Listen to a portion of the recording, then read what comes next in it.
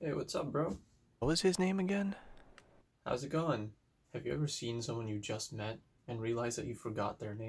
And then asking them would be awkward because then they'll know that you forgot it. Or have you ever met someone and then the next day it's pretty obvious that they don't remember your name? How does that make you feel? A person's name is to him or her the sweetest and most important sound in any language, writes Dale Carnegie, author of How to Win Friends and Influence People. It might sound ridiculous, but remembering names makes people feel important to you. It makes people feel valued and more comfortable being around you. A person's name is an essential part of their identity and their personality and individuality. It's how you recognize them. Most, if not all, cultures in the world have names as a part of their culture. And in some cultures, people actually name their objects too, their household objects. But I digress. Remembering someone's name is kind of like a subtle way to compliment them. It's like saying, you're an okay person, kind of like you. I didn't feel like falling asleep when I was talking to you the other day. Or better yet, it was nice to meet you. You're kind of cool. Being recognized and acknowledged is an important part of Western culture, if not a basic human need. Remembering someone's name is a gateway to learn more about them. You're better off asking for it if you don't remember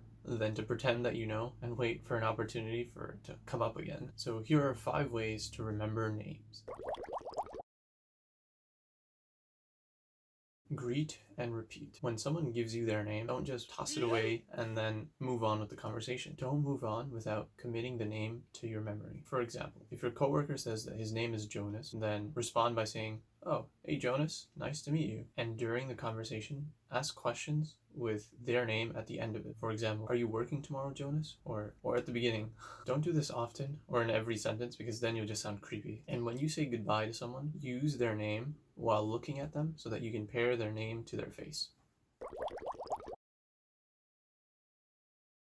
Spell it out. Psychiatrist and memory expert Dr. Gary Small recommends asking someone to spell their name, especially if it's a name that you're not familiar with. For example, if you have no idea how to spell Zakaria, then ask them how to spell it. It can also help to make a mental picture of their name. If there's a way to see it, maybe on social media or on a business card or something, this can create better association between the person and the visual name.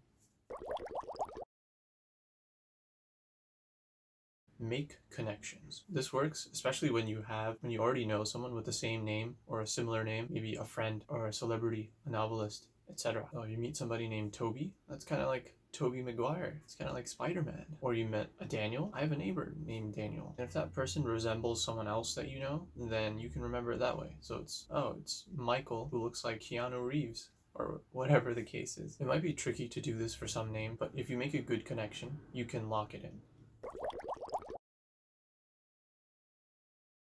Associate. Experts say that we make a verbal game or an image the first time we hear somebody's name. So this can be a pattern of alliteration using that person's name and the first letter, or it can be using something we know about that person. So for example, Jesse, whose hair is always messy, or something nicer. Or maybe something about their hobbies and their activities. So I know a Sammy who likes soccer. Sammy, soccer. So Vivian Jiang cites some advice she got from the Dale Carnegie training course. She says, picture images that sound like the person's name and combine it with other things you know about them. She continues and says, if you meet somebody named Laura from Brazil, imagine her with a laurel wreath on her head swimming in the Amazon River. Or a more simple example, if you have a partner in lab for a science class, right, named Matthew, then you can remember him as the Matt Scientist, which kind of sounds like the Mad Scientist. These probably sound really silly and ridiculous, but Carnegie says that they're actually proven to work.